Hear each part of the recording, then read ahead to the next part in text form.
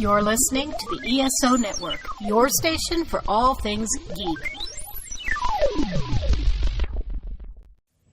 It's time for the DragonCon Report, your go-to show for both newbies and seasoned pros gearing up for the annual Downtown Atlanta Convention, with interviews, expert advice, and all the latest updates straight from the dragon's mouth and fans themselves. Stay tuned, you might just uncover something unexpected. Howdy, and welcome to the third episode of the 2024 DragonCon Report. We are past the halfway point now. It's amazing. I can't believe, it seems like it's going to be here in no time. I'm your host, Mike Gordon, and I'm pleased to introduce you to the rest of our station crew. Jen, of course, is here with us, behind the scenes and in front of the scenes. Hello, everyone. Can you believe it? I mean, we're already in month 3. No, I just one of my crew messaged earlier today with we are officially at the 5-month mark. Time to start getting in shape. And yes, of course, I'm me with my cough and sinus infection. Oh, yeah. I'm like, I am not ready for the gym, but I will be at some point. And Channing, of course, is here with us as well. Hello, Howdy, sir. hello. Happy to be back, and happy third episode to you all. Happy third episode to you. And we're past the halfway part. Did you guys do anything to mark the halfway point? No. I thought about all the cosplays I want to do that I have not started on yet. I was doing nebulizer treatments, so no. We truly are the life of the party. Yeah. Well, to be fair, I think we had recorded and we were releasing this episode as a part of. It was really close to the halfway point that we did that. So yeah, it just worked out that way. It counts. It counts. Sure. We got a great show for you. There's a lot of news, and so we're going to get through that as much. And we want to talk all about photo shoots, the big old group photo shoots that DragonCon is known for. We've got Bill from the DragonCon group photo shoots group, Facebook group, and Dana from Danique Cosplay to discuss everything you wanted to know, but we're afraid to ask. So we want to hear from you guys. So you got all those people who are watching, listening to us on YouTube, Facebook. Just pepper in your questions, and we'll try to get to them as much as we can as in the time allotted. But let's get through some business first. We are a proud member of the ESO Network. We have a TeePublic store filled with all kinds of cool stuff, including a very cool design for the DragonCon Report podcast. It's got a new logo. There's a link for that in this episode's show notes and at the top of the ESO Network page. So if you go to esonetwork.com, you can just click the link and it'll take you right to our TeePublic store. We also have a Patreon page. And once again, we thank all our supporters. We love you guys. And we love you guys that are spending money on us, but we also love the guys that, and girls that are not spending, that you don't have to spend money. Because we are also available on Facebook, on YouTube. You can share, you can like, you can subscribe. We want you to do all of that throughout all the usual places: Apple Podcasts, Stitcher, YouTube, iHeartRadio, Pandora, Audible.com. We're everywhere. We've got an Instagram account. We've got a Facebook. We're on Facebook as well. And individually, we're all there too. So you can reach out to us.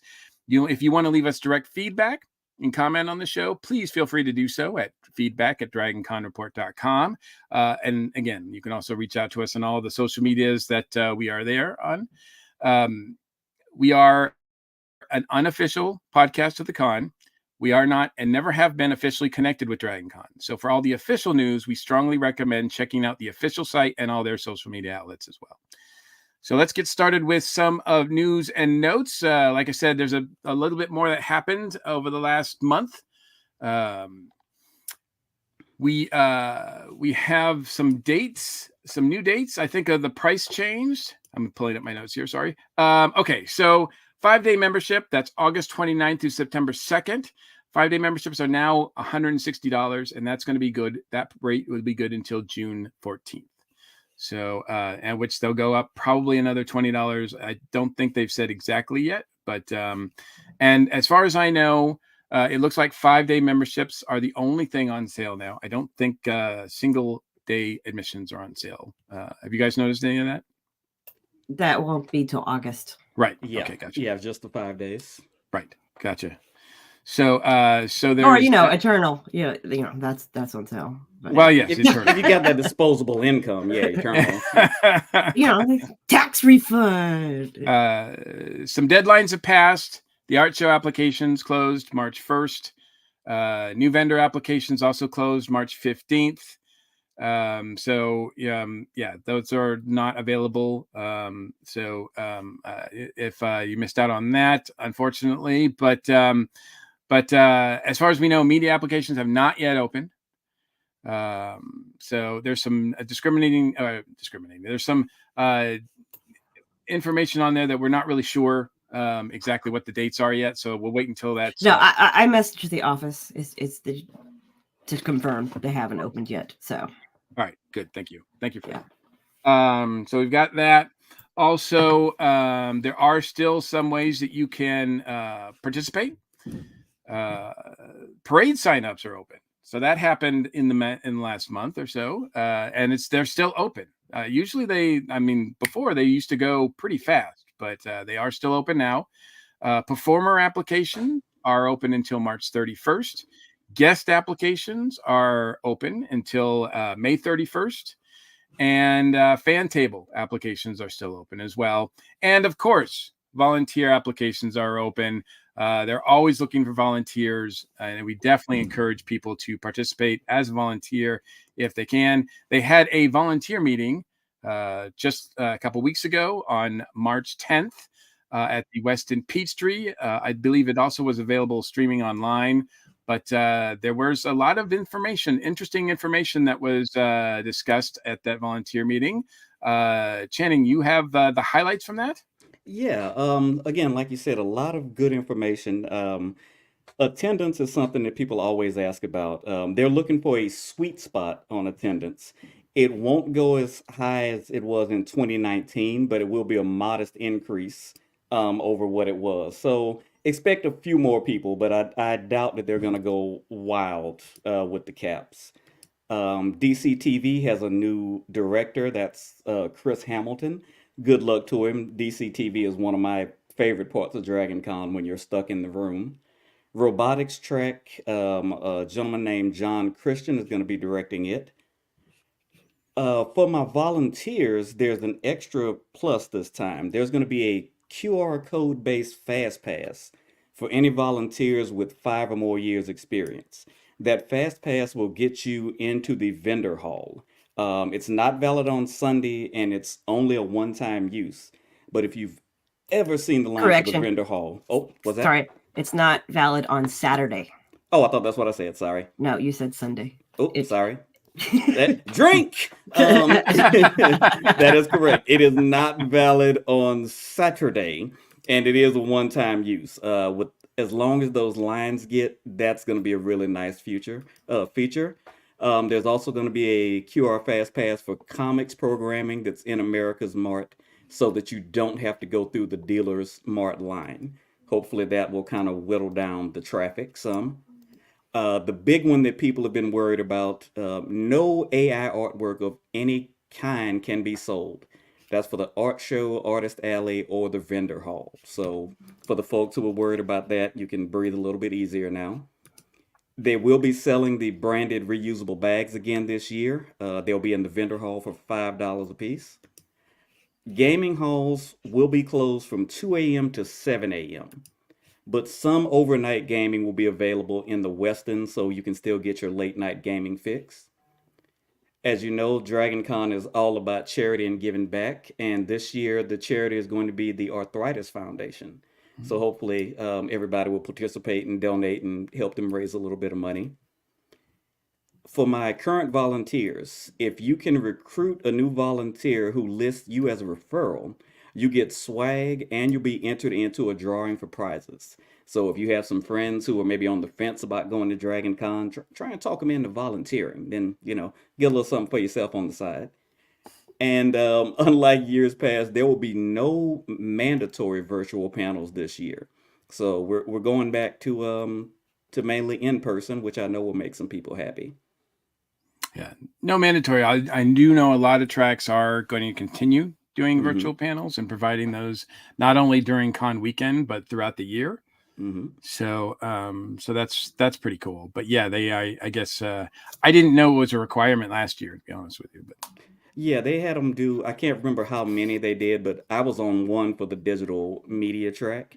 And again, it's just a nice option for people who couldn't make it at the time because there were still some issues with everything that was going on in the world. So hopefully this is a sign that things are getting back to a new normal. Well, excellent. and also this past week, I know a lot of people have been waiting. Tickets to the Dragon Con Invades the Georgia Aquarium went on sale. And as is wont to happen from all the rabid fans out there, I first spotted it being shared by attendees before the con officially shared it. Yeah, I saw Because, that too. there's certain things that we all rapidly check to see if they've happened yet. There's, as always, 2 levels available. You can get your general admission, or you can get the VIP. I've done both. If you have the money, I highly suggest VIP. It's a lot of fun. I think it's worth the price. There's a gorgeous ballroom. The food, you get food included, and the food that I've had on the years that I've gone has been great, and never really a long line for the bar. So that is definitely something to check out, folks, especially if it's, you haven't been going to con a lot. I wouldn't necessarily suggest it for your first year attending. Get the lay of the land first. But if you haven't gone to the aquarium night yet, and you have been attending con for a few years, I think it's definitely worth the cost. I'm curious. So the VIP includes open bar and food, and the food, right? That's important too. How is the bar situation at the aquarium event? Do you mean for VIP or for the general admission? No, just for a VIP. Like, as far as, like, because you're a connoisseur of mixed drinks, of libations. Yeah. Yes, of libations. Yes. If the bars are big, I seem to remember there being 2 big squares with 3 bartenders inside each square, and I never had to wait more than 1 minute for a drink. And what my group did, we ended up finding like who was our favorite bartender, cracking jokes with us. And so we just kept going back to him, and he's one of the good bartenders who starts, they remember what you're drinking, so you don't even have to ask. And they're just like, another one? Yep. And it's ready to go for you. So, and they have their own dedicated DJ in that room. And the ballroom also has multiple huge views into private sides of the aquariums that the general public doesn't get to see, like the beluga whales and the big tank that has the tiger shark in it. That's also part of, for people who've gone to the aquarium, there's a section where you can walk under. You're walking through a tunnel underneath the huge aquarium, and then you spill out into a room that has like seating, like it's a theater, and it's a huge view into the tank. You get a private view into that as well. So it's a all around experience. So at the risk of a really horrible dad joke, the drinks are not watered down at the aquarium. No, nor are they salty. We'll be here all night, folks. Tip your waiters. I will say I don't normally do a lot of off-site stuff at Dragon Con. I normally stay in the vicinity, but the aquarium is one that's kind of been on my list just to check out. It just looks beautiful. You see the photos afterwards. So that might be one I try to get to this year. Well, plus the aquarium's opening up some new exhibits this year. They've expanded their petting area, the interactive tank area where you can pet some of the rays and some of the smaller breeds of sharks. And when that has been open in the past, like the sharks feel like puppies. They feel like little pit bull puppies, the way their skin feels. Their rays feel like velvet. I I don't know. I turn into a 12-year-old every time I go there, except I'm, of legal age to be drinking.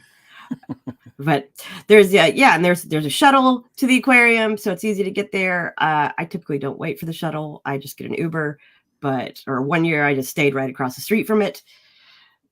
So it's easy to get to, even though it's offsite. Mm-hmm. Also, we had some updates this past week for the Bunny Hutch party. So the 2024 Bunny Hutch costume party and kickoff, or costume contest and kickoff party. They are once again going to be located in the Marriott Atrium Ballroom. They had first moved to that bigger room last year.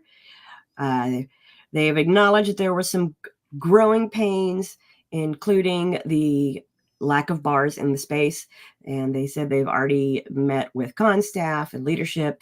They have a solid approach for this year, which will include a faster load into the space, a new layout, and more bars inside. And just like last year, they are once again not going to have open judging for the costume contest due to the amount of people that, turn out and want to show up to the party, but also join the contest.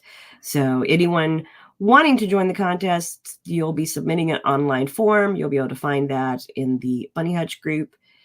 That'll be available starting on July 1st, and they'll be closing it in early August. That is an important change they've made for some participants who kind of wait to make their costumes in late August, because they want to get that part out of the way before con hits. They will be posting in more places about the contest, so just be sure to check out the Bunny Hutch Facebook group, Facebook event page, and they'll have more details regarding it in the coming months. I am amazed at how large that contingent has become. That's become this huge thing. It used to be pretty small and niche. Now it's like it used to just be hanging out in the pulse loft. Correct. Correct. Yeah, you couldn't do that now if you wanted to. No. Well, yeah. No. Yeah. Not a group that size. They got people watching to see how many people get up there now. You got to wait in line just to go up the stairs to the loft. Oh, yes. Well, I guess as things get bigger, but yeah, that's one thing I don't think I would have expected that to catch on and be huge, but it's cool. I appreciate it. It's always interesting to see what what the costumes are going to be. So Dragon Con superheroes. We've talked about the charities and superheroes a lot on this show. And it's something that it's a way that Dragon Con gives back to the community. And last month, the AJC, the Atlanta Journal-Constitution, had an article that was really spotlighting one of the volunteers in particular, Kel Shipman, who has been an active member of the Dragon Con superheroes and since 2014. And so it's sort of spotlighting her, but also just the amount of work and charity that Dragon Con does for the community. Dragon Con has been giving back to the community since 2013. A percentage of the revenue from the event is always donated to charity. And, last year, the charity was Cure for Childhood Cancer. And, Dragon Con gave, just shy of $300,000 to that charity. So now the following spring, 2014, they launched a superheroes program, which is volunteers, staff members, people from all ages that help various nonprofits around the Atlanta area. And they've this article says that since 2014, Dragon Con Superheroes has contributed more than 4,300 hours to Atlanta area nonprofits, which is pretty amazing. Anything from packing and sorting items to for food banks to cleaning up state parks, giving a women's shelter top to bottom cleaning, they've just done all sorts of things, all sorts of various things. And it's just an amazing program that makes me really proud to be part of Dragon Con in every way. And this person, Carolyn, who, like I said, was spotlighted in this article, and we'll have a link to it in our show notes so you guys can check it out. She's been there from the beginning, and she's donated a ton of time and effort to that. So she's to be commended as well. So I don't, not all superheroes wear capes, right? Right. No, that's the kind of stories you need right now. It's everybody thinks about, the spandex and the parties and the drinking, but there's definitely a big volunteer and community service aspect. I think that's part of the reason why Atlanta likes and appreciates Dragon Con so much. Yeah. Yeah. It certainly has helped to, integrate Dragon Con in the community even more. Whereas before it used to be like, oh, all those, crazy people doing the parade,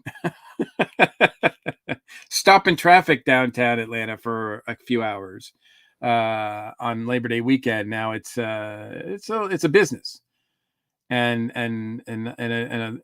brings a lot of business into the city, and it also gives back. So that's amazing. So what else we got going on, Channing? So the Buffy Horror Picture Show is going to be there this year. Assuming it hasn't changed much, it was an event that I found by accident one year, and it's a sing along to one of the more popular Buffy the Vampire Slayer episodes, Once More with Feeling. It was a musical episode, and you watch it and you get to sing along with it. It's a lot of fun, and even if you're like me and cannot carry a note to save your life, you get drowned out because so many people are singing. So that is a good one that I highly, highly recommend. And God bless the performing arts group. You guys are slowly taking over Dragon Con. The Trek Track is partnering with the Theater and Performing Arts Lovers group at Sarah Rose to put on and I want to make sure I say this right, a Subspace Rhapsody picture show at Dragon Con.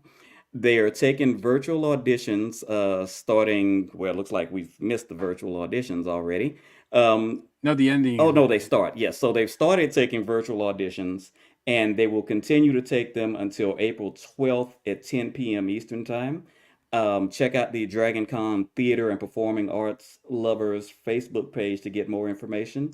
But yeah, like I said, the theater group, they're another one that we're going to be talking about, like we talk about the Bunny Hutch.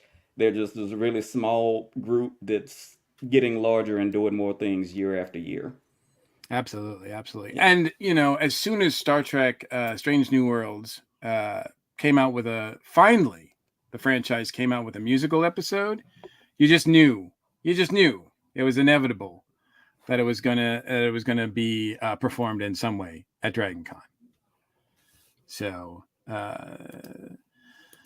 that's cool. And that's all the big news and notes that we have going around the con, with of course the exception of guest announcements. Now there has been some guest of honor announcements.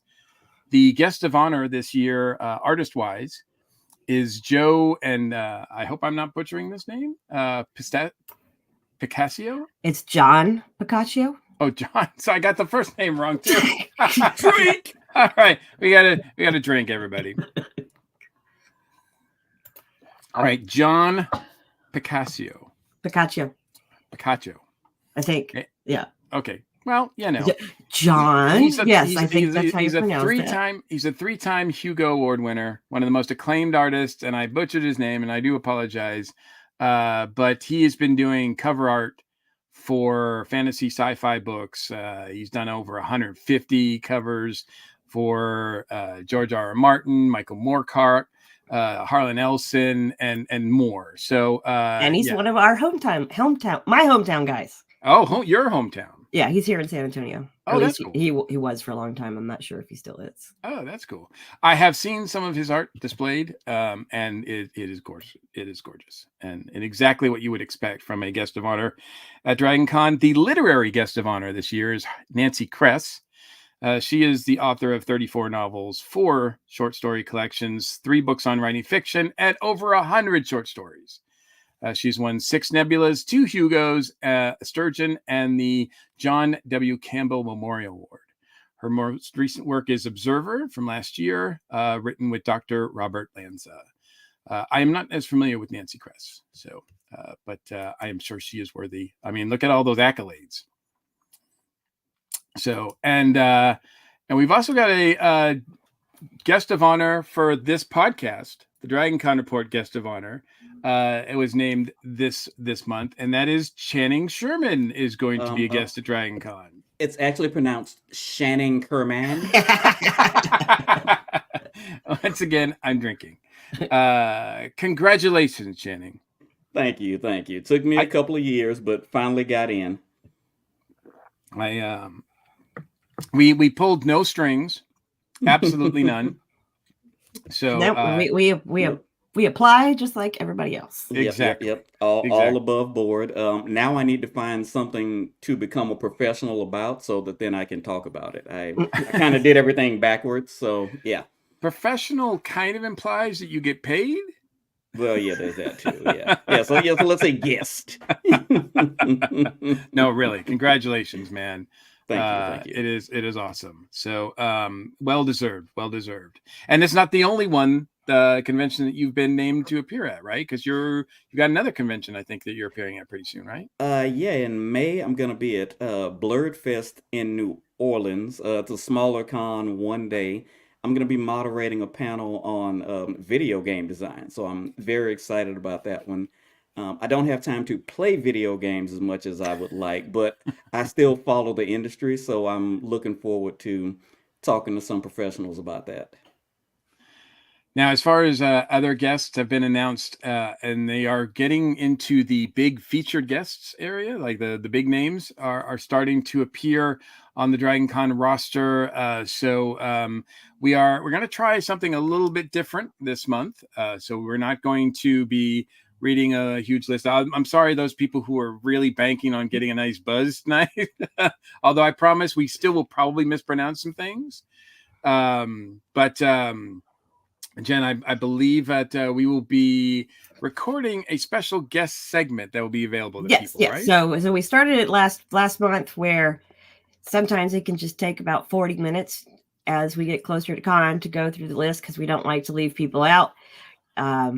So moving forward, if people want to join us over at the ESO Network Patreon and join up, we are going to have a bonus feature each month for the Dragon Con Report. Well, we will suffer and read through the whole guest list for you each month for everybody.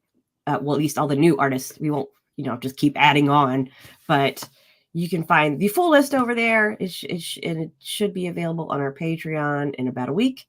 So it's another incentive to go over there and join us under the ESO Network Patreon. But we will give you some highlights tonight and each show of some people who have been added. 'Cause I know, especially the past few days, they've been adding some people folks are really excited about.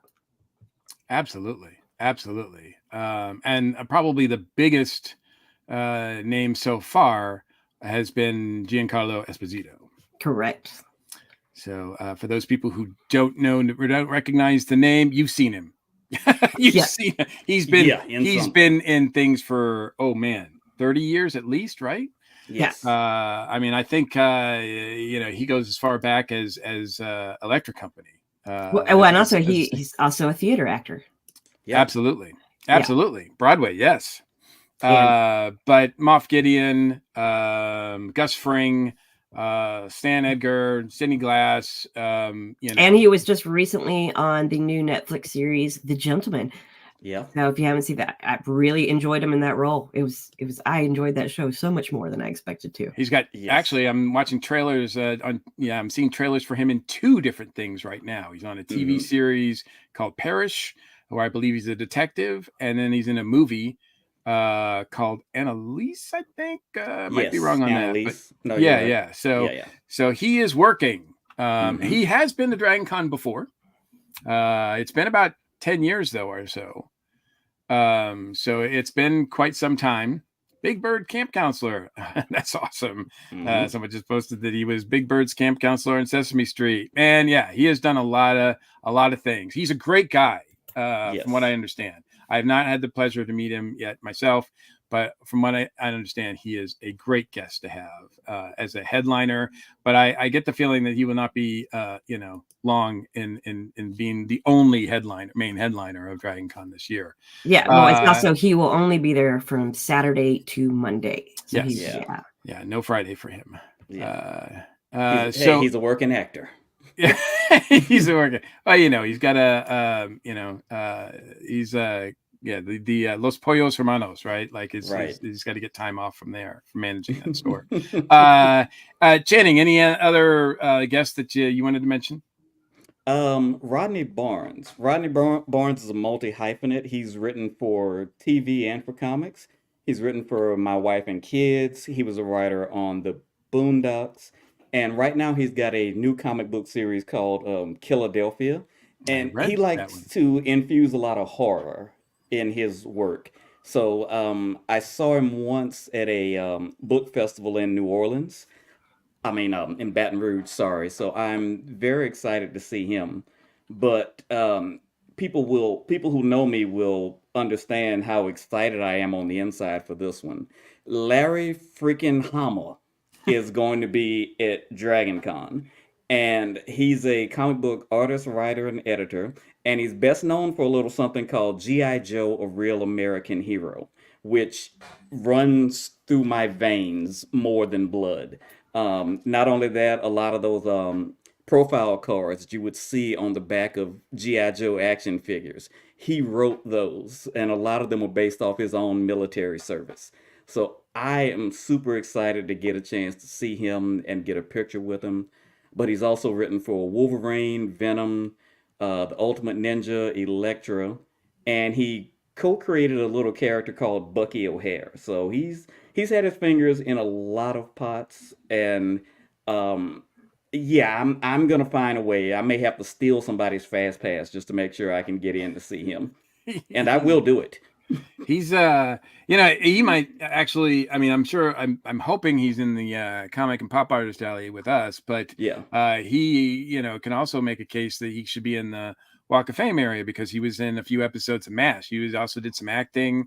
Also plays a really mean guitar. So he's a great guy. I'm surprised. I think this is his first time. He was there a few years back. I don't remember the exact year, but yeah, he was there earlier. If you do get to meet him, maybe don't ask him about his short cameo in the Snake Eyes movie. Yeah. Probably not his best work. Anybody else you wanted to point out, Jen?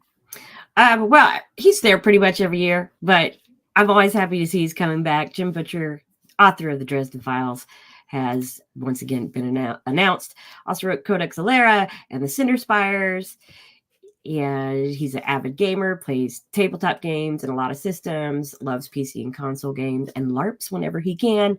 And I love Dresden Files, and I love watching Jim Butcher speak. He's very personable. He tells great stories.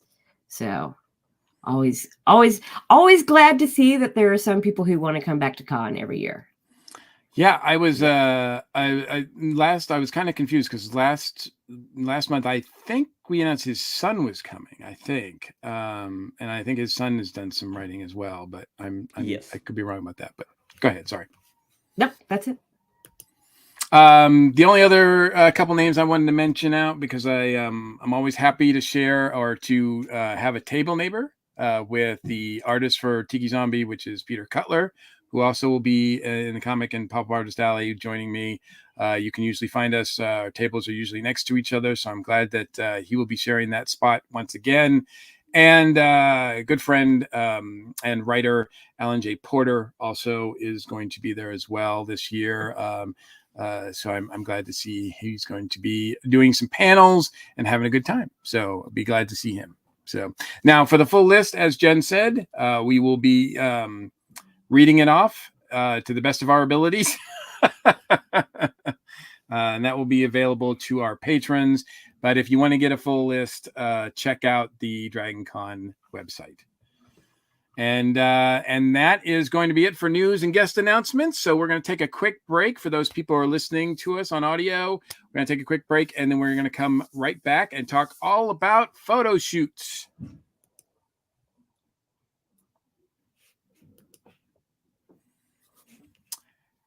Three, two, and we're back. And we're here to talk all about photo shoots. We've got with us Dana, I believe, is still here. She's in the green room. Come on out, Dana. And Bill is here as well.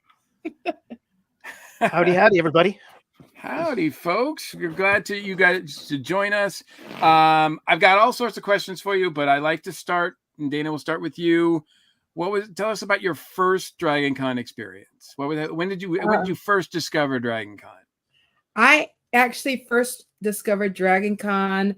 I also am staff and volunteer with other conventions, our sister convention, MomoCon, Anime Week in Atlanta, etc. And one of the staff members at MomoCon was like, "Hey, we would love to have you at Dragon Con." And I'm like, "Oh, okay." And they brought me in as a volunteer. And I've been working with Dragon Con since, behind the camera, capturing for different tracks, been on panels, help some of the tracks with some of their panels and coordinating and doing some behind the scenes administrative work and stuff. But yeah, my very first convention was in 2017. It was my very first Dragon Con. And your very first convention was Dragon Con? No, it was my very first Dragon Con, but my first convention was Wizard World when it came to Atlanta. Oh, I remember that. Yeah. That was at the Cobb Galleria. This one was at the Georgia World Congress Center that year in 2015. Okay. And I initially went as a guest, but they were shorthanded on photographers. And some of the guests told them about some of the pictures I was taking, so they asked me to be a photographer, and that started my bug of photographing conventions. Now, when you experienced Dragon Con, since you had experience with other conventions, did you notice it, or did anything seem different, special about Dragon Con, unique? Yes, different. How massive Dragon Con is compared to the other ones. No one prepared me for that. I did not know. I didn't know the distance, how many buildings y'all use. I was just like, you want me to go where to take pictures? Okay, where's the Hilton? Well, I'm at the Hyatt. Where am I going? And that was, especially for a first timer, I will definitely tell people, prepare yourself, pace yourself, especially on the Fridays and Saturdays. You're going to be dealing with so many people that you may get overwhelmed. You may get just like, oh my gosh, I'm looking at this map and I've U-turned 5 different times. Where is this place? So it's a lot of looking around. I love the fact we have a very interactive app. Not all conventions have apps. So it's very helpful, especially for first timers, to download that because you can see the information on the tracks, the panels, the times. Photo shoots are put in there too, so you know what time and where it's at. You can also find maps of the different buildings and locations, so you can figure out where to go. Set reminders to let you know 30 minutes before. I recommend, especially popular panels, an hour or two before, because people start lighting up at crazy times for some of these panels. It's like it's 9 until 3 and y'all lighting up at 10 a.m. I'm like, y'all got some dedication. Y'all dedicated. Not me. But the thing I really love about Dragon Con is just how folks, once they meet you, especially me being a photographer, I will be going up this escalator and somebody's like, who? And then they come up to me and they're like, hey, you took my picture last year. And I'm like, who are you? Your dress is Deadpool. I don't know who you are. But I just love how people make sure, they say hi, they try to find you and things like that. So I just love the energy of the convention. I tell people DragonCon is like college out of conventions. You have MomoCon, which is kind of like middle school, you're learning stuff. It's very easy to navigate. DragonCon, you got the drinking, you got the all-nighters, you got the parties, you got the blood drives, everything going on in this one convention, similar to like a college campus. Absolutely. Bill, let's hand it over to you. Tell us about your first introduction to DragonCon. Oh man, I have to follow Dana, man. Oh, that was a great run up as to the awesomeness. Actually, I started out as an adult because I'd gone to conventions back in the day, but it was a long time ago. I think dinosaurs were still wandering around, and I started out with WonderCon when it was still in San Francisco a couple of times, but then in 2010 was my first DragonCon, and I'm like, oh, this is epic, and it was just the best kind of come together of lots of conventions talk about, hey, we're a convention by fans, for fans, etc. But DragonCon is really who all of them wishes they could grow up to be. For that kind of an outset. And it was funny, it wasn't until the next year that I actually did San Diego for the first time. And actually it was kind of a letdown because it was like, it's a very different beast, but just straight up, I was hoping for more like the vibe of DragonCon. And it's awesome its own way, but it's very different critter. So it just came in, originally was doing DragonCon as part of press and covering for a number of outlets, shooting for IGN and UGO and a few others at the time. And a few years into it, I shifted over to being part of their photography and media team. And along the way, I just kind of got into the groups that were responsible for some of the super groups, like Alan Wolf with regards to the superhero costuming forum and running the giant DC and Marvel groups and some of the others. And over the years, it's wound up just kind of coming into my lap. And so I get to wrangle and get together all the submissions and stuff and make sure that people have places and times for when they do their big group shoots. Yeah, when Bill says he's a cat herder, he means it. There's a lot of moving parts there. I can imagine. Yeah, so let's talk about because the group photo shoots, I'm not sure when they started. I mean, when I was going in 94, cosplay and costumes were already prominent at DragonCon. I think they always have been, but I think it was just one of those grassroots things that little by little the group photo shoots, they started off really small with a few friends, but then they became like bigger and bigger. When now they're huge. Now they're I think there's a group photo shoot, I think, going on almost all the time, at least during the daylight hours. Am I wrong? No, that's pretty well spot on. I mean, even right now for this year's DragonCon, I have actually exactly 100 group shoots on the submissions list right now. And so it'll go to about 140, and they grow from there. They do. So, and some of them are small. Some of them are like a dozen people or so. But then we've got, really right now, the biggest super groups that we have right now is Star Wars, Marvel, and then as of last year, Barbie. It's all the pink fabric. Awesome. And the Ropers. Yeah. The Ropers ended up surprising everybody. Was just, I gotta admit, last year when I saw that submission come in, I'm like, Roper? Like Mrs. Roper? Who the hell's gonna do that? Yeah, I'm part of it. It's so fun. I put it on the schedule and I'm like, okay, fine. And then when I saw them coming up the escalator over in the Hyatt, and they just kept coming, and all of them with their big old wigs and moo-moos and having the best times. I think that's what I love seeing with this. It's just like the Barbie one. Had no idea how big it was going to be, but then all of a sudden here's everybody just having a great time, and that's what makes it worth it. Yeah, it was a sea of pink behind the Hilton. I was out there for a little bit, but even I couldn't move around. The Barbie cosplays took over. Well, and for the Barbie group, where everybody saying, picking up for the movie and saying hi Barbie to each other. That's why us and the Ropers started saying hi Helen. That's awesome. It's because we were picking it up for them. We're like, well, we want to feel included.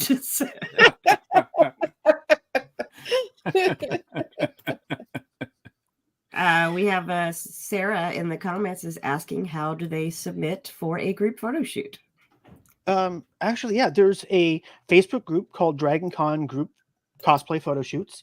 If you head over to there, each year the pinned post at the top of that group and also in the about of that group has a link for the submission form, and you can just head right over there, submit it out. If you have any questions, feel free to reach out. We're happy to help. It's just that simple. Yeah, it is. And I always welcome, anybody to really come along and play, because it's, sometimes it'd be a small group, but why not give them a place to play?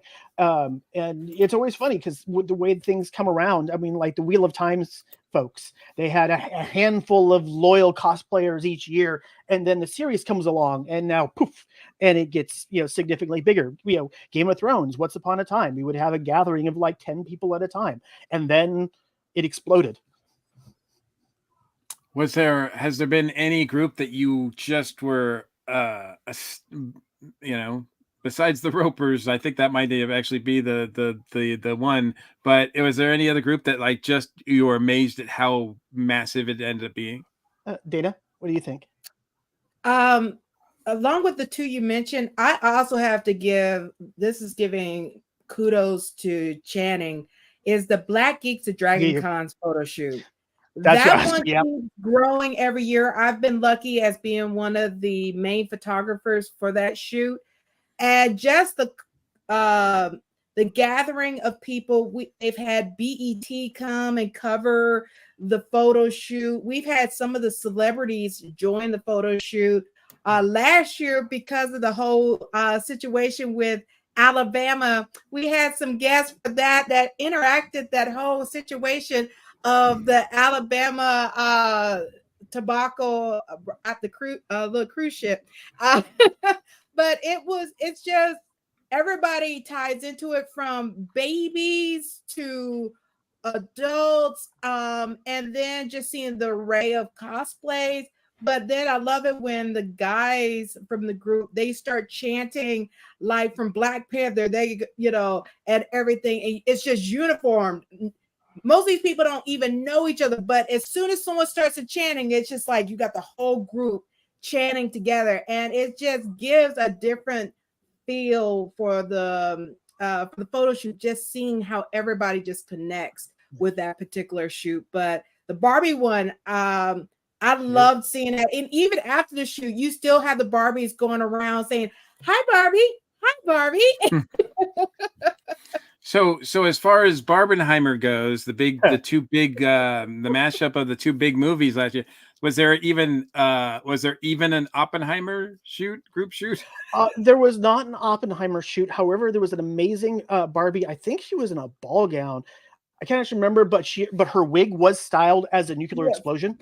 So it was straight up and out with a mushroom cloud and everything, and that was pretty epic. So you did have some crossover Barbies, but it was more from the Barbie side of the universe rather than Oppenheimer side. Right. Yes. There was somebody in a pink Oppenheimer style suit. Yes. It was all, So they had a couple of good mashups there. Yeah, and I gotta agree with Dana actually shutting in on her. The first time I ever saw the Black Geeks gathering back on the back steps, I wandered out there, and so many groups think they've got their shit together, but no, they got the map where they're going to be shooting things, their schedule, they've got handlers, it's probably the smoothest run large group that I'm, and again, I've been doing like the Star Wars and the Marvel ones for years, and we're mostly just trying to keep the wheels on.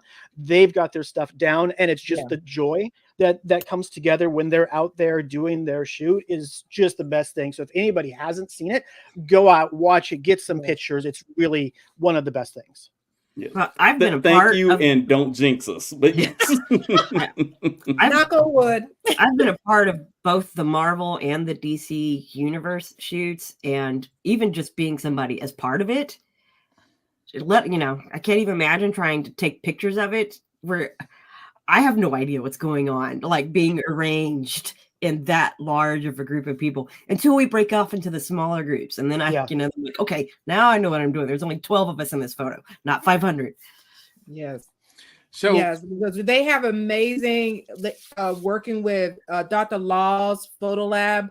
They always help with wrangling with Latoya and that group, and they have the bullhorns. They literally making sure, all right, getting everybody switched out to do the different shoots. It's they keep that clockwork going so smoothly. It's definitely they could teach a class. And probably should. Yeah. So you said that you've already got 100 already photo shoots that are to be added to this year's schedule. How many photo shoots, group photo shoots, are done usually at a weekend? Right before pandemic, there was, what did I say, 168 or so in 2019, and then it's dropped off and it's coming back up. But I probably would say most years 130, 140, plus or minus. And that doesn't include just people that are just doing like pub crawls. Yes. Gotcha. Now they all don't take place in the same location, because there's no way you could usher in 100 of those like throughout the whole weekend. So you've got different places that are marked off for group photo shoots. Is that correct? Yeah, like the main ones that are always famous is the Hilton Steps. There's 5 different spots back there that we can use for different locations, different sizes of staircases, things like that. And those are relatively the ubiquitous spots. And then there's a few other locations: the 5th floor of the Hilton, the 10th floor of the Marriott, the fountain at the Marriott's another one. The Sheraton Pool is a location, and then the Hardy Ivy Park is another one that's been common over the last number of years. Dana, do you have some other spots that you like as well? Those are mainly the main ones. Then we have I like to call them the unofficial photo shoots that isn't booked through Bill, that will plan on some of the stairs and some of the areas around the con to take pictures. But those are usually the main ones. Most people are most familiar with the shoots that are at the Hyatt, because that's where the majority of a lot of them are done, especially the really big, massive ones. Mm-hmm. Mm-hmm. So if you're out there and you're saying, hey, I really have a good, false face outfit that I want to wear, Batman 60s show, and I'd like to participate in a group show, see if there's a group for me that I can join. What should you do? You want to take this, Dana, or should I? I'll just gonna echo what Bill said earlier. Definitely join the Facebook group. Bill does an amazing group with this group, having this spreadsheet that will break down all the shoots, what days, times, who's coordinating. And then this also helps for anyone who is planning a photo shoot and need a photographer. You can also go to that shoot and say, okay, who's available to photograph Sunday at 2 p.m. for, the Smurfs photo shoot.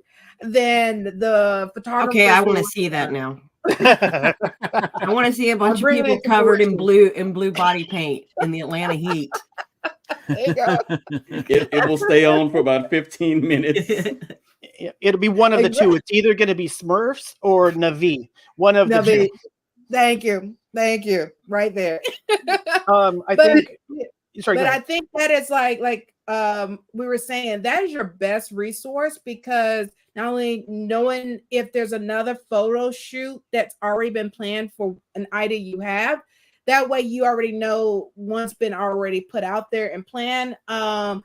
Or you may look at the list and say, oh, well, no one scheduled anything for Thundercats, so let's go ahead and book a photo shoot, a Thundercat photo shoot. So it's great. And then you have the resource with Bill and everybody else that has been involved in these photo shoots to answer any questions. Now, how many photo shoots do you each yourselves take part in as photographers, would you say? Like, do you try to give yourself time to enjoy the con, or are you just out there shooting pictures constantly? When I first started Dragon Con, it was nothing but photo shoots and photographing panels and stuff. I really didn't get to enjoy the con for the first couple years. Then after that, I was like, love you all. I need to like figure this out. I will do a couple of shoots. I'll do, I took myself from being like an official photographer for some of the tracks because they literally from sun up to sundown, I was just taking pictures with nothing in between. So I was like, I have to, because outside of that, I also, I'm a executive producer and a line producer for 2 shows. So they're also covering, and I need to be there to help with the interviews and covering that. So I'm like, I can't be just taking pictures.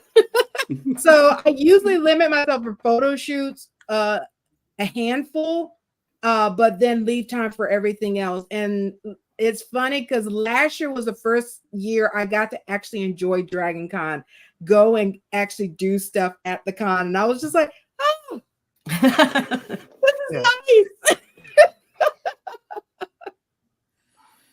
Bill, do you get a chance to enjoy the show, or do you is it all work? Is it all work? It's one of those sorts of things people always go, did you have a fun time? And generally my answer is no, God, no. Just because it's a lot of work, but it can be also amazingly rewarding. Like you watch everyone having fun, or you see people, making new friends in different cosplays that they've come together, or people come by and say, hey, thanks for coordinating. That is wonderfully fulfilling. But when you're in the midst of the heat and the humidity and everything else going on around there, it's more kind of a grind all the way through. But for me personally, I do a handful of shoots per year, and then I'll do drop-ins. But unfortunately, since I am part of the photography team, the staff part of Dragon Con, I can't really pre-commit because I might have assignments elsewhere. And so they're really good about making sure that I can get back and, hit my big ones. But if I told them, all right, I got 10 shoots a day, they'd be like, yeah, no, we need you other places too, like back of house and shooting some of the concerts and things like that. And it's one thing people often forget for all the photographers that are running around Dragon Con, especially we'll say the popular ones that are under high demand. So they've been there all day long, grinding all day till 1 or 2 in the morning taking pictures. Then they've got to go back and download their pictures and do a first pass and re-prep, plug everything out in all of this before they can pass out. And then it's back up to it, the next day. So for me, I think the ones that I think are the most fun really is probably the Marvel, we'll see how Barbie's goes again. That was pretty much a blast and a hoot last time. I'll tend to do Vikings, but they're ones, or the Battlestar Galactica group, they're ones that I'm attached to the fandoms from.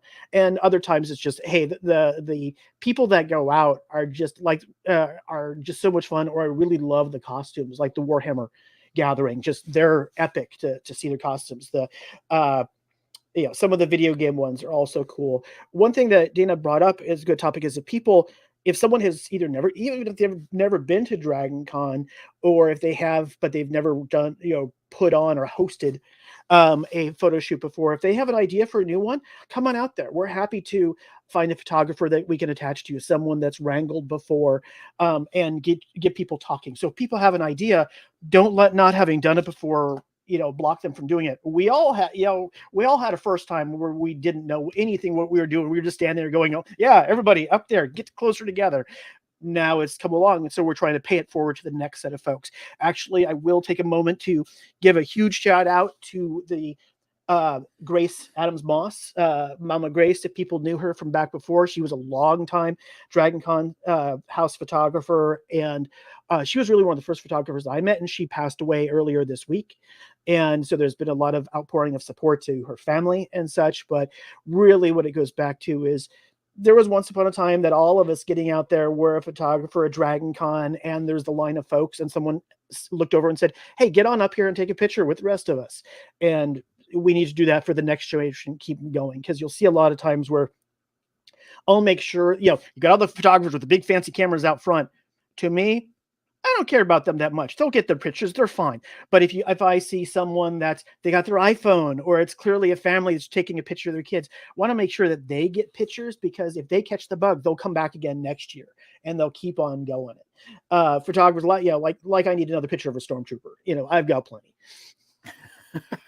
So Bill, I like to say you are simultaneously the easiest and hardest person to see at Dragon Con. You're the easiest because you're everywhere. You are everywhere. You're the hardest because you aren't anywhere for a long amount of time. Right. You mentioned how you come now with Black Geeks shoot, and Yeah. thank you again for the kind words. But Of I course. swear sometimes you're like a ghost. You show up and like, oh, there's Bill. Let me go say hey, and then I blink and you're gone. But I was hoping you could give me a history Bill got lesson. secret passages. I really do think he's Right. got secret passages. Yeah, he's got some underground tunnels under the Hilton that he doesn't want to share. Oh no, I I'll was share. I'll hoping show you'd you how to give me get there. Actually, it's the one between it's the secret routes between the Marriott and the Hyatt that are my personal favorites. Okay, we gotta get a map from him later. We'll talk. We'll The talk. the photo shoots, they're unofficial yet official at Dragon Con, because I think it's only been the last couple of years they've Yeah. even included them in the app. Yep. How did they end up making that jump from where it was just kind of word of mouth in your page to where Dragon Con is saying, hey, here's a list of them? Because they don't sponsor or host any themselves, right? That is correct. And there's been a certain sensitivity around them, and so what I will say is Regina and Rachel and other folks of DragonCon leadership have been wonderfully supportive. I mean, they're the reasons that we've got the big lights out back for when it gets after dark and things like that. They've been kind enough to let us make requests of those things. And then really 3 shows ago was the first time that they were going to do it. Put us into the app, but then the OK came in relatively late, and so we just skipped on that year. But now we become a regular part, and they're letting me format up the file and send it off to them so they can import the schedule. Part of it is, for example, we're using that they have to be cautious about not making it too official. Is technically speaking, we'll give a fire marshal gray hairs any old time because we're using exit steps and stuff like that. And if the event were to really lean too hard in that, going, hey, we're saying that we're going to host events on steps that are actually a fire exit, that becomes a problem. And so they're kind of having to walk this line about going, hey, how can we make discovery without this being so official that we paint ourselves into a corner with it? Because right now, we don't have any larger venues that we can use in those back steps, especially the steps behind with the redesign of some of how the backside of the Hilton has been used the last couple of years. Is the grand ballroom's exit is those back staircases where the big shoot is, and that's because of how they're using the center space and what they're using across the hall in that other ballroom. And with that, we need to be flexible with them. And I think part of what made the transition is them working up trust that we're going to do our best to work with security, line control, the room folks, everybody else, and really Black Geeks, the Marvels, etc. When the first thing that we do is go in and talk to the room leads, the volunteer room leads in the Grand Ballroom, going, hey, do you have anybody leaving? Are you going to be exiting out that side in the next hour? And if they say yes, we make sure that we're ready to move.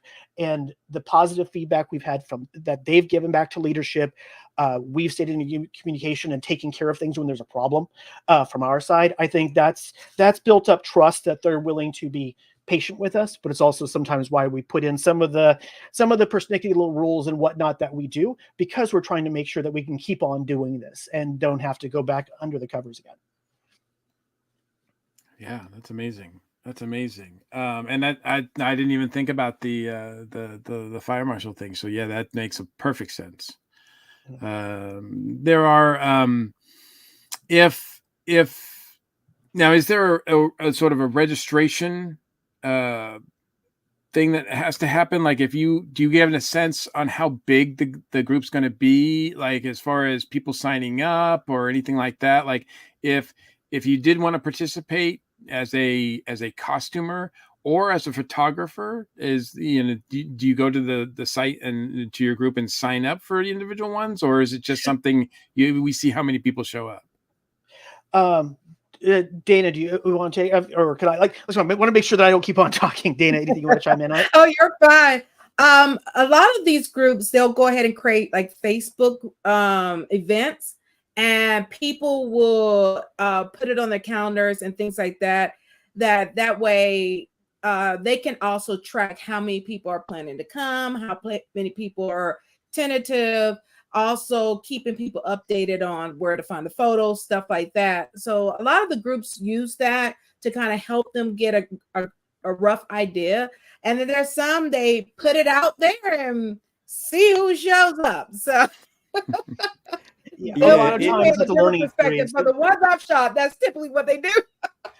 And it is. Yeah. Sometimes you think it's going to be a huge group and 10 people show up. Other times you're like, oh my God, this is going to be niche. And Barbie happens.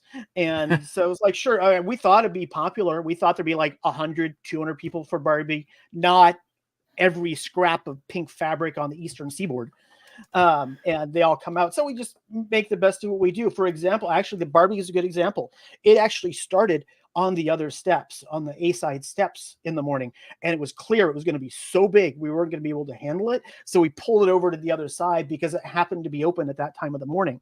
If that had happened like at 3 p.m, we would have just had to deal with it and suck it up because the other steps would have been occupied. But we lucked out that time. And so, but other ways we do it, what Dana said, each event does have a public Facebook group. One of the reasons that we require that is so that when the pictures get posted, people can go back and find them somewhere. So they know where to go look for the pictures when those finally go up. And then the other thing about it is for those events that people mark going, we can get kind of a sense about how many people are probably planning to attend. You know, are there 400 people marked going? Because it's always going to be, you know, depending on the group, more or less in sizings. But it'll give us a general size. Other times it's just we ballpark it and go for the best. And it's important to remember some groups have rules, some don't. Like our Black Geeks group, we're kind of open. There are some photo shoots, they may not allow duplicate characters. So, you know, we only having one Batman. Some they want you to register beforehand so they'll know what cosplayers are coming. So that's the other reason those public pages really come in handy. Goes back to the cat herding again. Yeah, I generally I will if I have multiple groups all submitting at once and they're all like one of them is more selective in nature than the others, I'll give the higher preference to the one who's having open access, and whoever wants to play, as long as the costume is correct, go, because I want to include as many people as possible. That doesn't mean I won't let the other people have a shoot, but it might not be the same prime time. They all ask for Saturday at 1 o'clock. It's like the one with the biggest crowd that's going to let everyone come in and play. I'll put them on, and then we'll negotiate and find a time that will work for the others. Actually, there was just a question that came up, I noticed, on the feed, that was about how long before people should be hearing back about their shoots. Actually, you know what? I'll try and get those things squared away. Everything has been submitted thus far by the middle of April, and get the initial schedule out so people can start working it over. So I'll get to that pretty quick. Usually once I get the first batch in, the rest of them I just update every couple of weeks. I'll throw in the ones that are coming up next. And we've also got somebody asking, you know, whether photo shoots allow mashups. And yeah, it depends on the shoot, especially if a group has created a Facebook page. They're typically going to lay out what's allowed and what's not. Some of the ones I've been to, you know, they'll do whatever the theme is. Okay, for the first 5 minutes, we're going to do everybody that's in the accurate costumes. And if there's more than one in the same costume, they'll rotate them out so everybody gets in the picture. Then, you know, they'll let in mashups. And sometimes it's just like, hey, you're somewhat related to this, so get in there with the group. It's really a matter of find the photo shoot you're interested in, look at the details on the event page, ask questions if it's not spelled out. Yeah. That's always the thing, is just ask questions. They're happy to answer. You know, they don't want to have people show up and have a bad experience either. So that's always it's there to their best interest to respond to when people ask questions too. Right, and Dustin Grau also posted, even if you aren't a photographer, you can still show up and help run a shoot. Absolutely. Basically, if you know a fandom and you can group characters together and yell loudly, that's 90% of the organizational work needed. Yeah. Yeah, we've had people be runners. I mean, Bill showed up one time, I think it was when it rained, and Bill was like, "Hey, how can I help?" We've had people do runners. We've had people shout.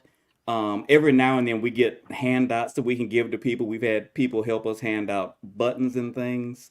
Yeah, yeah, you don't need a camera to help us out. You just have to have a desire to help. Well, and it's also a great way to learn how groups are wrangled. Also, if you want to, if you're a cosplayer, come out and offer to help as well, and that way you can kind of see what those cosplayers go through and what the experience is. So if you're ever daunted with it, come on out. You can either just watch from the sidelines, or they'll throw you in and say, here, as far as make sure that everyone's coming on, help bring the people back that have wandered off and are hanging out underneath the steps now, that kind of thing, making sure that stuff continues to flow. So people, photographers and shoot wranglers are always happy to have extra hands to help pull bodies around. Well, it's amazing work that you guys are doing, especially, I mean, it's unofficial and it's volunteer and you guys are doing it. And I know that it, from people who don't participate in it, it's a huge part of the Dragon Con experience because, we all see those pictures and we all know that's Dragon Con. We can connect with it right away.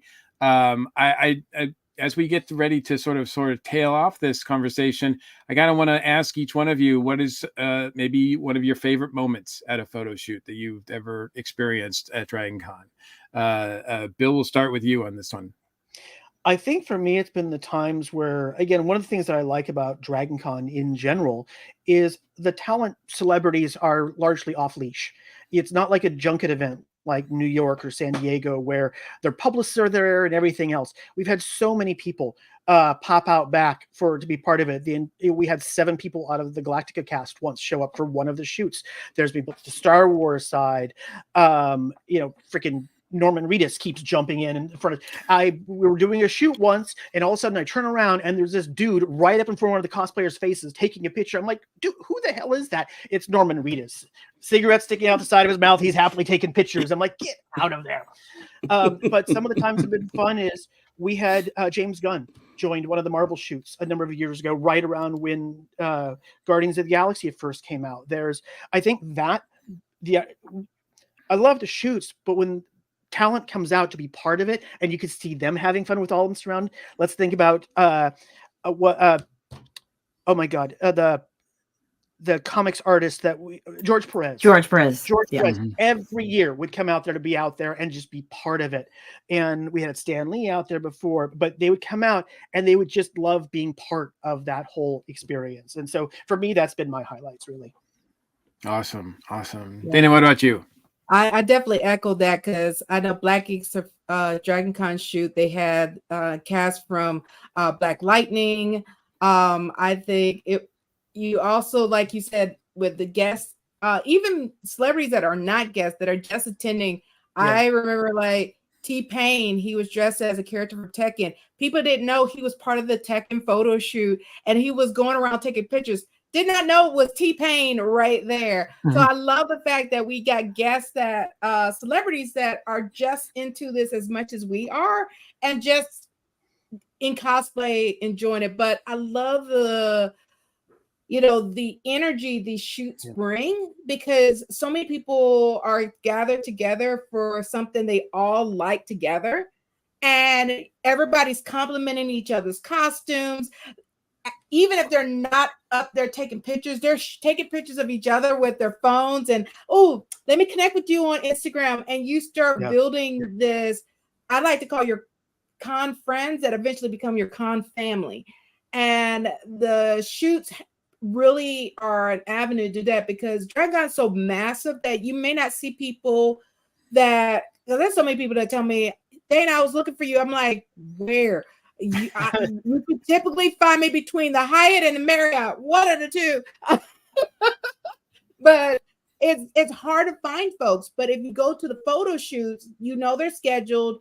you know where to find them outside of panels if I'm speaking on a panel.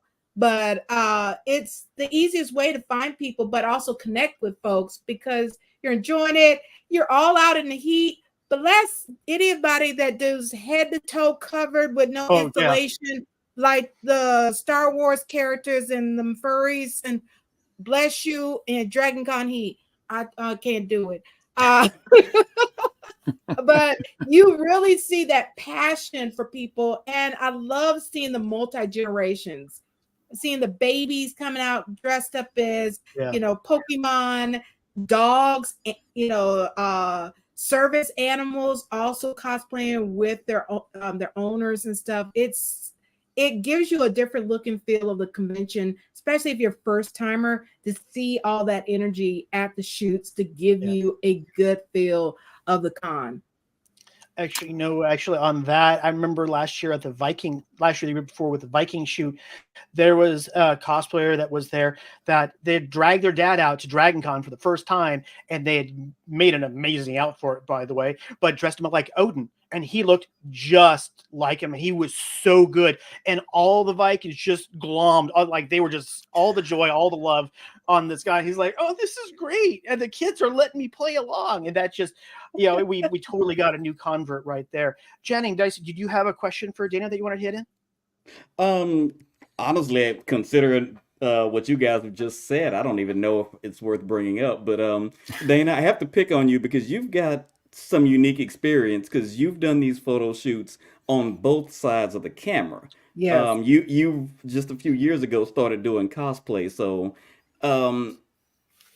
seeing it from the other side, has that kind of impacted how you photograph them, or vice versa? Has how you photograph them kind of impact how you plan your cosplays?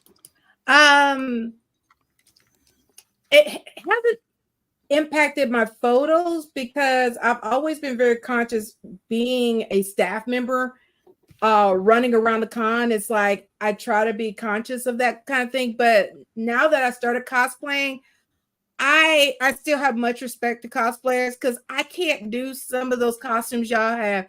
It's too hot. It's too hot.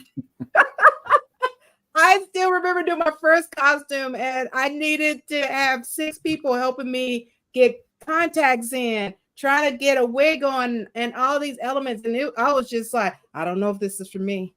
I don't know. But you find a great joy when you see people enthusiastic about it, especially kids coming up to you. That was got me hooked in, is seeing the kids coming up to you and want to take pictures with you. And it's like, yeah, I could do this. I could do this. But yeah, I can't. I have a lot of respect for cosplayers. I had it before. It's even more since now I'm doing it because some of these costumes are hot and there's no way.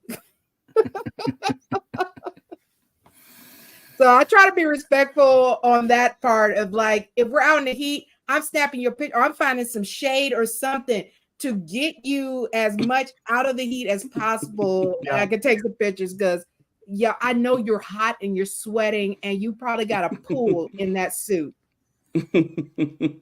I'm sure they appreciate it.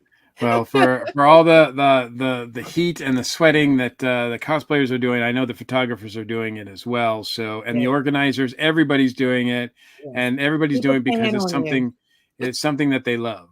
So, so thank you guys for everything that you do regarding the photo shoots, because it is, like I said, I think it's one of the things that makes Dragon Con.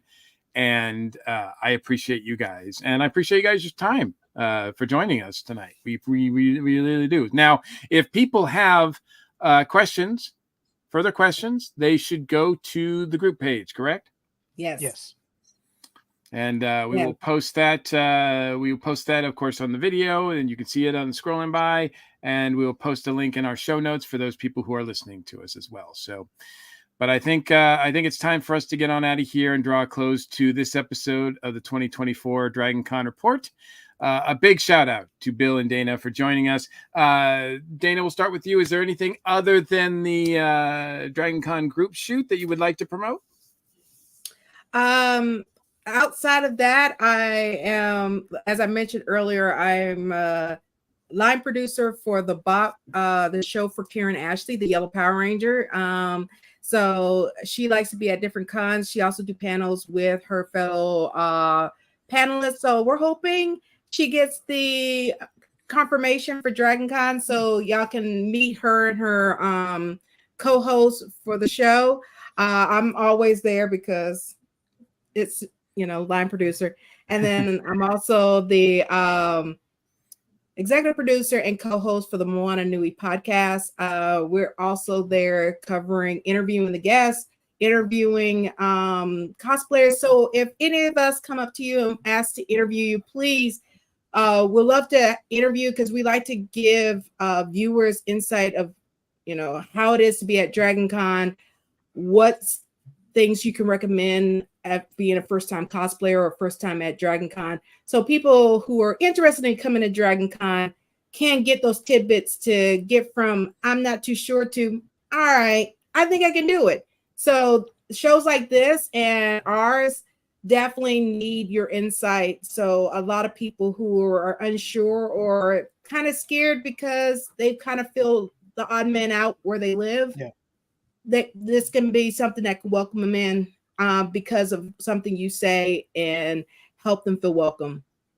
Awesome. Great stuff. We will have links to that in our show notes. Bill, what about you? Is there anything that you'd like to promote outside of the group page? I think right now I'm just kind of plugging through the year. We got WonderCon this week. Then we got San Diego coming up in a couple of months and a few others. But then I can always look forward towards the tail end of the year. I get to go to Dragon Con. So that's what really keeps me forward focusing and looking forward to seeing y'all. Yes. Awesome. And hopefully we will get to see you in person. So that would be great. Yeah, we're going to draw this close to this episode. Big shout out to everybody who watched and listened, and your questions were great. Thank you for your interactions with us in this episode. And a big shout out to our station crew. Channing, congratulations, man. Like I said, it's well deserved. I'm glad to see you on the guest list. Thank you. I will try not to embarrass you guys while I'm up there. I can't make any promises, but I'm going to try. I mean, that's sort of it. Some of it goes with the territory, right? I don't make those promises when I'm. But and where can people find you outside of this show? So if you want to find me personally, I'm at Channing Sherman on all the big platforms. I soft launched my podcast, the Smarty Art Brother podcast. You can find it on Spotify, iTunes, all those good things. We actually just recorded an episode with the Royalty Cosplay, who's a Dragon Con regular. So that one will be coming out soon. My group, Black Geeks of Dragon Con. It's not a protest, it's a party. You can look for us on Facebook. And I'll be appearing at Blurred Fest on May 18th. So if you're in the New Orleans area, swing by, check me out, buy me a drink. Awesome. And Jen, thank you for all the work that you do, especially behind the scenes. Yeah, hopefully people heard less mouse clicks out of me this episode. So not 1,000 of them like last month. And where can people find you online? I am on Instagram at LilBitOdd. That's LILBITODD. My profile is marked private, but that's just to keep bots out. Just send a follow request as long as I can make sure you're a real person. You'll get in there. I'm also on Facebook. I am the creator and one of the admins of the Dragon Con Parties, Meetups, and More group. We also have a Discord group for that as well. And I'm who you get when you email the Dragon Con report at gmail.com. Yes, awesome. As far as the Dragon Con Parties, Meetups, and More, is that starting to get more and more stuff happening there? We have some posts going on. When me or the guys see somebody make a post about events or parties, whether they're already set or in the planning stages, we're sharing it to the feed there. We will not start doing the calendar until probably the end of July. Mm-hmm. Because the less editing of a document I have to do, the better. Absolutely. I get that. And thanks again. We try to cover all we can with these episodes that we do, but to keep up with the latest news, please check out the official Dragon Con website, their social media outlets. They're on Facebook, they're on Instagram. All the fan tracks are active on Facebook as well, so you can participate that way. We are a proud member of the ESO network. We have a TeePublic store filled with all kinds of cool stuff, including a very cool logo with the Dragon Con Report podcast on it. That comes in, you can get it as a t-shirt, mouse pad, what have you. There's a link for that in this episode's show notes and at the top of the ESO Network page. We also have a Patreon page. Thank you once again, patrons, for all your support. We do love you and appreciate you. Whether you're watching or listening to us, please help support us with a like and a share. If you'd like to leave us direct feedback, comment on the show, please feel free to do so. feedback@dragonconreport.com. You can reach out to us also. We're also on feedback. We're also on Facebook and Instagram as well. And thanks everyone for joining us. I'm your host, Mike Gordon. And as always, it's been my pleasure. Take care, stay safe, and we look forward to seeing you all at the con. Thanks for tuning in to another episode of the Dragon Con Report. Whether you're a longtime fan or joined us for the first time, we hope you've gained some valuable insights and tips to make your Dragon Con experience unforgettable. Don't forget to stay connected for more updates and future episodes. Until next time, keep learning, keep planning, and keep the con spirit alive. You're listening to the ESO Network, your station for all things geek.